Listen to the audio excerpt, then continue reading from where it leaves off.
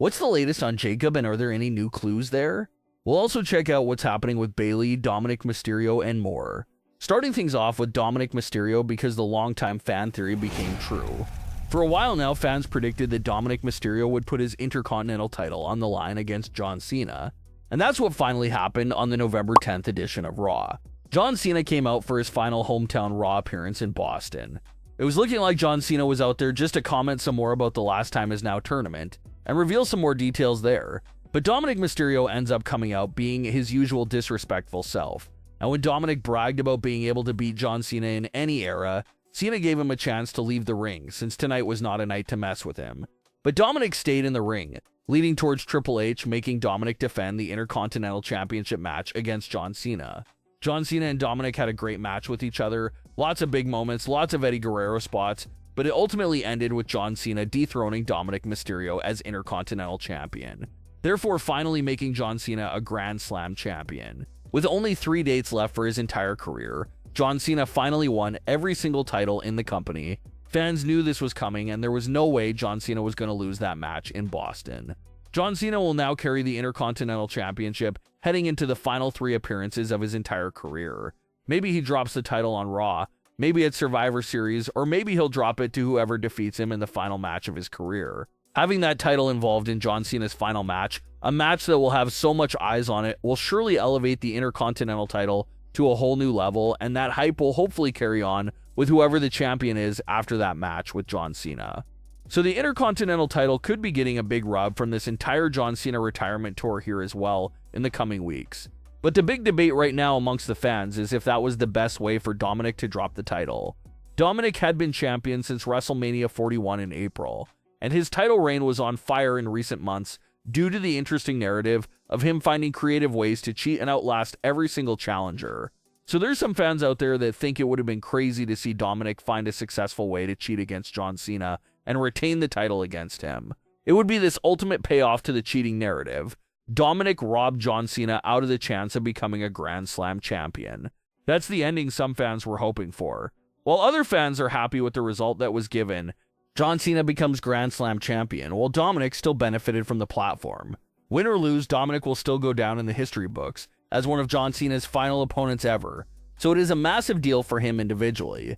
Fans like the move of dethroning Dominik because now Dominik can move on to bigger and better things. And it also says something that no one was able to take that title off Dominik. The only one who got the job done was John Cena, so no shame in losing to John Cena, especially in his final night in Boston. So fans are split on if Dominik should have won or lost that match against John Cena. But either way, it doesn't look like Dominik will just get lost in the shuffle. It still looks like this loss to John Cena will result in great progression for his storyline with the Judgment Day. In a social media clip, Dominik can be seen yelling and cursing backstage, questioning where in the world was his family at, where was the Judgment Day to help him out there against John Cena. And Dominik is absolutely right. There wasn't a single soul out there from the Judgment Day to help him against John Cena. Not even Roxanne Perez, who is probably the only Judgment Day member that actually cares for Dominik at the moment. So it looks like this loss is going to mean big things for that storyline right there.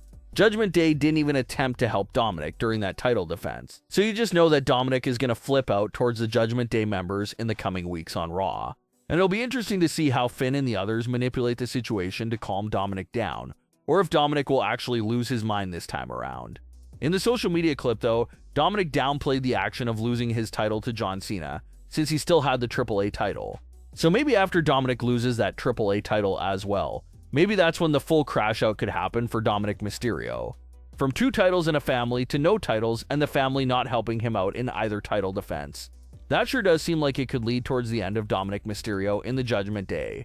They did just tease another Dominik vs. Rey match recently, and with the Intercontinental title now being out of the picture, maybe Rey and Dom's match against each other could be for the AAA title. And if Rey ends up taking the title from Dominik, that would be 2 massively star-studded losses for Dominik. He lost one of his titles to John Cena, and the other to Rey Mysterio. So the gold may slowly be slipping away from Dominik Mysterio, but it sure does seem like he'll have a red-hot story coming up in the near future, with the fallout of the Judgment Day. So expect big things still coming Dominik Mysterio's way. When Bayley's split personality gimmick was suddenly dropped with no explanation, fans thought that was weird, and they were trying to find the reason why the act was so abruptly dropped. Well, fans now believe they found a potential reason why. The November 11th edition of NXT featured Blake Monroe meeting up with her better half. NXT heavily hinted at the idea of Blake's better half being a potential love interest, but turns out that was wrong.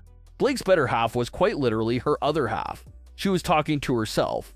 Blake, in her glamour persona, was having a deep conversation with Blake in her woman from hell persona.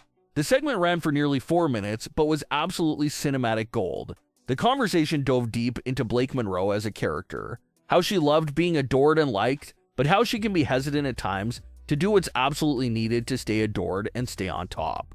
And that's where the woman from hell comes in, to try and get the glamour to embrace this dark side. The woman from hell said that if Blake doesn't embrace her, it's possible that Sol Ruca can take the title back at Gold Rush.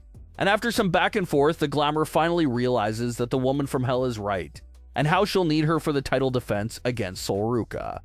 It was such a deep segment that explored the character of Blake Monroe on a great level.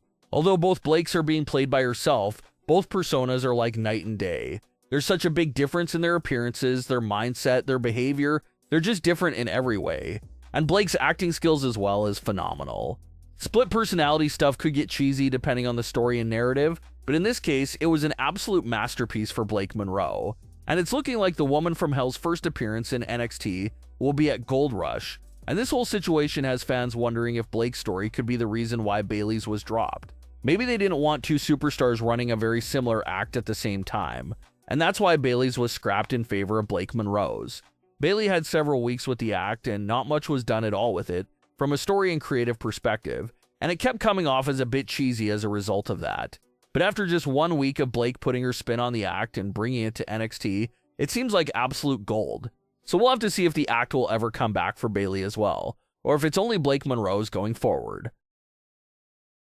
A lot of fans have been curious about the storyline involving the attack on Jacob, and if there's any solid updates there. Well, in terms of that storyline, progression is extremely dry there right now. The biggest recent thing we've seen from that story was when Nick Aldis questioned Cody Rhodes on if he was behind the attack. But that moment between Nick and Cody did take place several weeks ago, and we haven't gotten anything solid since. Drew McIntyre has sworn multiple times that he had nothing to do with it, and it does sound like that's the truth. So it really only leaves us with Cody Rhodes or Randy Orton. More hints and teasers will probably start coming out once the big reveal gets closer to happening. But for now, things are dried up there with that storyline. But what are your thoughts on today's stories? Leave your comments below. Don't forget to subscribe with all notifications on, and leave a like if you enjoyed. Thanks for watching, guys.